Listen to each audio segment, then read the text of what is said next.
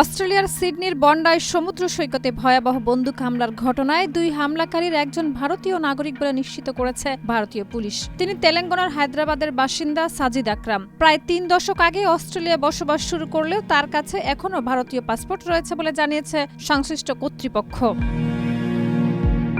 ১৪ December ইহুদি ধর্মাবলম্বীদের হনুক্কা উদযাপনের সময় বন্ডাই সৈকতে হামলাটি ঘটে। এতে অন্তত ১৫ জন নিহত হন। অস্ট্রেলীয় পুলিশের ভাষ্য অনুযায়ী হামলাকারী দুইজন সম্পর্কে বাবা ও ছেলে। পুলিশ জানায় হামলার সময় সাজিদ আকরাম পুলিশের গুলিতে নিহত হন। তার সঙ্গে থাকা ছেলে নাভিদ আকরাম গুরুতর আহত অবস্থায় বেঁচে যান এবং বর্তমানে পুলিশি পাহারায় হাসপাতালে চিকিৎসাধীন রয়েছেন। অস্ট্রেলিয়ার তদন্তকারীরা প্রাথমিক তদন্ত শেষে ঘটনাকে ইসলামিক স্টেট দ্বারা অনুপ্রাণিত একটি সন্ত্রাসী হামলা হিসেবে চিহ্নিত করেছেন।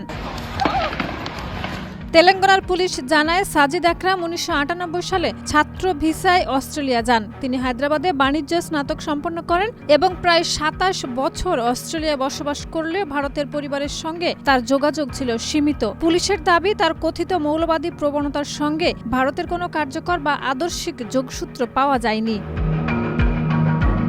তদন্তে জানা গেছে, পারিবারিক বিরোধের কারণে হায়দ্রাবাদে থাকা পরিবারের সঙ্গে তার সম্পর্ক ছিন্ন হয়। অস্ট্রেলিয়ায় তিনি ইউরোপীয় বংশোদ্ভূত এক নারীকে বিয়ে করেন এবং ২ সন্তান অস্ট্রেলিয়ার নাগরিক।